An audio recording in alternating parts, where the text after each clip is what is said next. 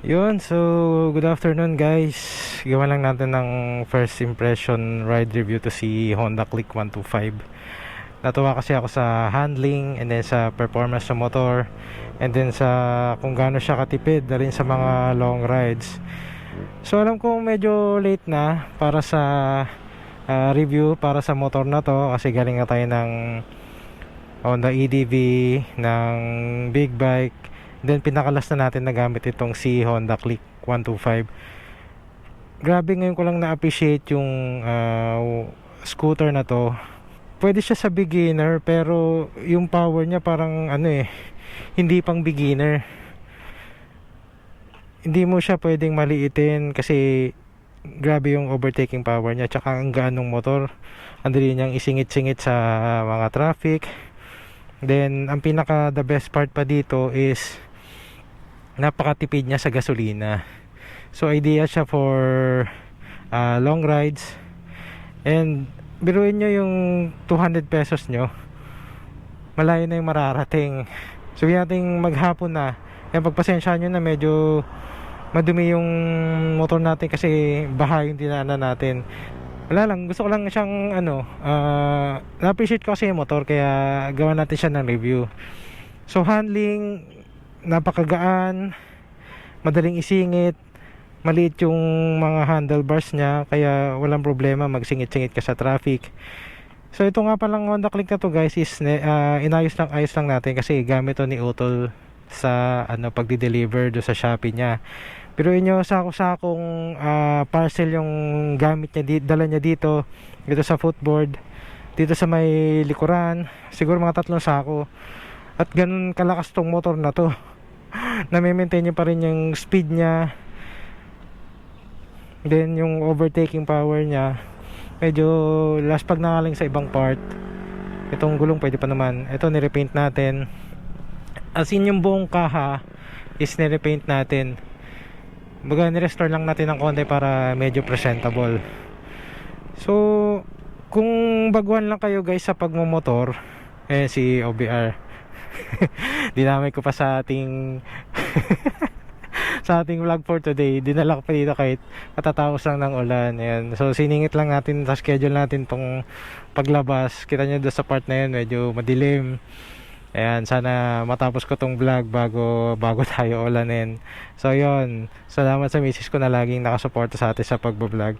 So again guys, kung baguhan pa lang kayo o first time yung magmomotor, masasuggest ko tong Honda Click kasi hindi siya ganun kabigat, hindi siya ganun kataas, and then yung power niya is sakto lang na hindi ka mabibigla, pero yung power niya at the end is malakas na hindi kayo mabibitin. Pansin niyo yung mga Grab drivers and yung mga Angkas drivers, Lalamove, karamihan ito ang gamit, yung Honda Click, kasi nga napakatipid niya guys sa gasolina, madaling ibiyahe at madaling isingit-singit. Hindi kayo, kumbaga kahit 300 pesos lang dala nyo or 200 pesos, malayo yung mararating nyo, balikan na yun. Magdala na kayo ng baon para hindi na kayo gagastos sa pagkain.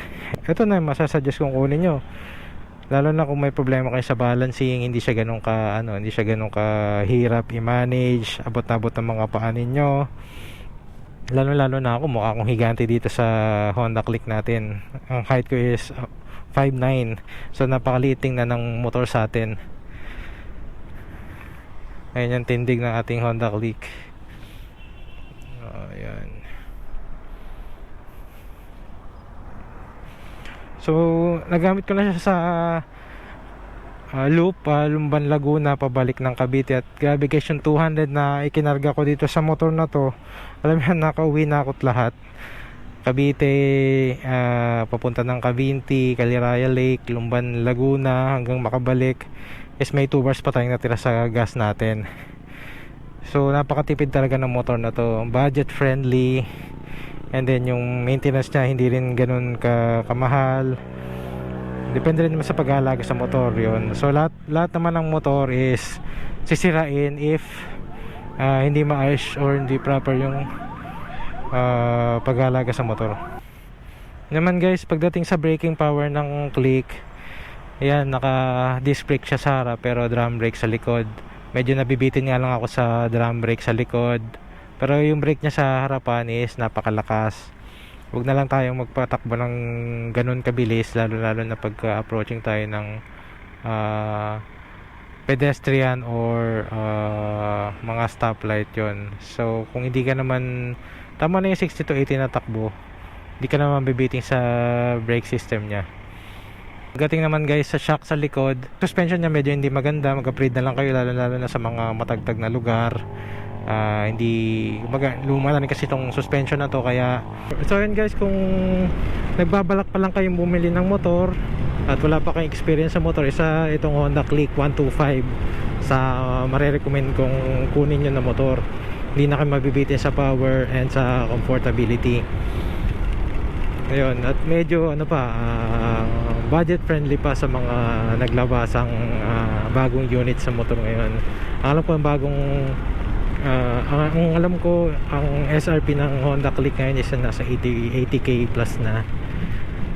Yun, unlike ng ibang mga high-end scoot na mga nasa 150, yun, 150 pataas. So kung beginner ka, okay na tong Honda Click, hindi ka na mabibitin dito. Comfort naman siya pagdating sa long ride.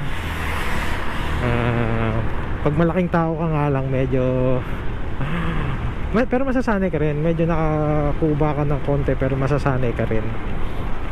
Yung tuhod ko, ayan, pansin nyo tumatama na sa sobrang haba ko. Pero wala pong problema sa mga maliliit na riders. Ayan. So mga importante lang na dapat yung tandaan is yung mga importante lang na dapat yung isaalang-alang is yung kung gaano ka-efficient yung motor sa gas and yung gaano kadaling i-handle yung motor. Napakadali nitong i-handle guys. Napakalit ng handlebar na pwedeng isingit-singit. Wala kang problema sa pagsingit-singit sa traffic. Kung gusto mo makauwi ng maaga galing trabaho, ayan, palit ka na lang ng mirrors na mas may cling stem, pero dapat kita mo pa rin nasa likuran mo. So ayan, nula na tayo pag uwi. Hindi natin natapos yung full review nitong Honda Click. Suspension wise naman, okay naman siya. Hindi nga na siya katulad ng mga high-end na Honda ADV na sobrang ganda na suspension sa likod. Palitan nyo na lang suspension nito sa likod ng isang magandang klase para sa prepare kayo sa tagtag. Ayan, pwede na ibiyahe ito. Nakaabot na ito ng North Loop. Pwede na kayo mag North Loop gamit ang motor na to.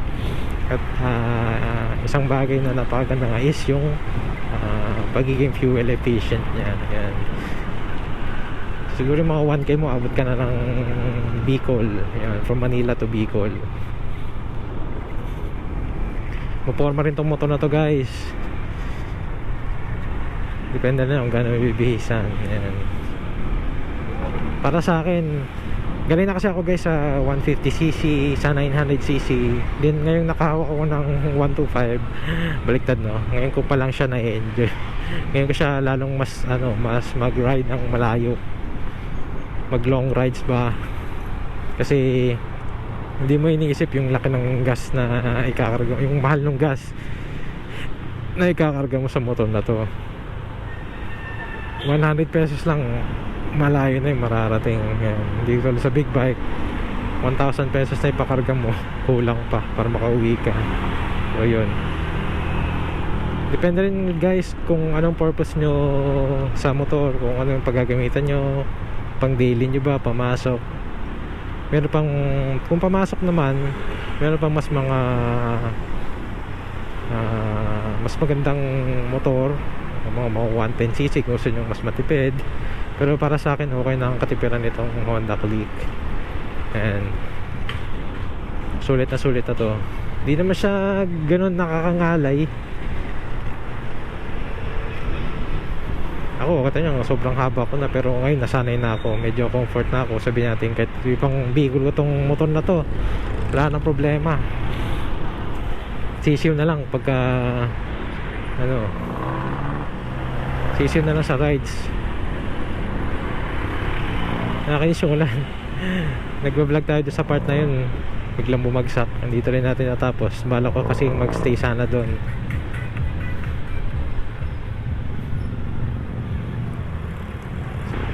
That's it para sa first impression ride natin dito sa Honda Click 125 version 2. Ito nga pala guys is version 2 ng Honda Click. Ang stock color nga pala nito guys is gloss red. Pinalitan ko lang ng kulay kasi mas gusto ko yung matte. And then inayos-ayos ko na lang kasi last pag na ni Otto sa Shopee pang deliver niya. Yun nyo ilang kilo-kilong sakong kinakarga niya dito, parcel.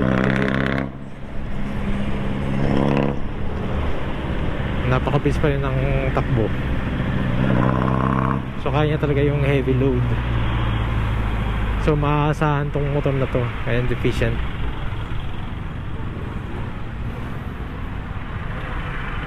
Natry ko na rin yung bira nito. Natry ko na rin siyang i-compare yung speed niya sa Honda ADV 150. Para sa akin iba yung power nito kapag ka overtaking power. Parang mas makaka-overtake siya ng mabilis ba, ganun. Yung hindi ka mabibitin. Sa Honda ADV kasi parang ako nabibitin. Siguro dahil na yun sa bigat niya. So dito naman, walang masabi dito. Magaan kasi, daling i-overtake. Ang problema ko lang dito is yung drum brake sa likod. Medyo nahihinaan talaga ako. Meron naman mga shop na nag-offer ng disc brake conversion dito sa rear brake ng Honda Click. Mas maganda kung mapapalitan yun ng disc brake parehas para wala na kayong problema sa braking system nya.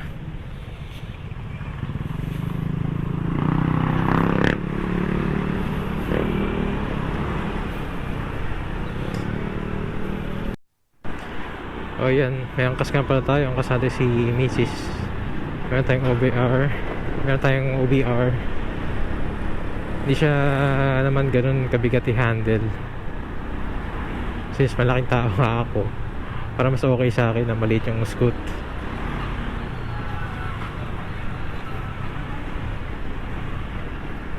Shoutout nga pala sa mga lahat ng taga Dasma dito sa may area na nanonood sa atin ngayon. PM lang kayo kung gusto yung magkita-kita. Magawa tayo ng tambike. Ayun guys, nadala na rin nga pala natin tong motor na to sa Kabyang Tunnel. Madaming twisties doon at mga paangat. Nadala ko na rin yung ADV ko doon. Pero nung dinala ko tong Honda Click 125 doon, parang mas okay na okay yan akong mas okay para sa akin na itong Honda Click yung dala ko. Hindi ako nabitin sa paangat. Nabitin ako sa mga twisties kasi medyo yung gulong ni Honda Click is hindi ganon pang cornering. Pwede mag-upgrade ng mas malapad na gulong pero nga maapektuhan yung performance ng motor. Ayun, ito lang ang pangit sa Honda Click. Ayan, nagmo-moist yung panel niya sa loob. Kita nyo may mga moist na. Pero kailangan talaga ibilad mo para mawala. May init na ulit. Kakainis. May ikutan pala ng motor to. So that's it guys. Impression natin sa pagdadrive nitong Honda Click. So far na-enjoy ko siya. And planning na ito yung gamitin natin sa mga future vlogs natin. Kasi napakatipid niya eh. Kahit magdala ka lang ng 500 pesos, ang dami mo ng layo na ng mararating mo, maiikot mo. So, dito ko tapusin yung video guys. Salamat sa pagsama and panonood sa video na ginawa natin for today. Try nyo tong Honda Click kung never pa kayo nakatry. Ayan. Para maramdaman nyo at ma-experience yung mga sinasabi ko. So thank you for watching guys. See you on the road.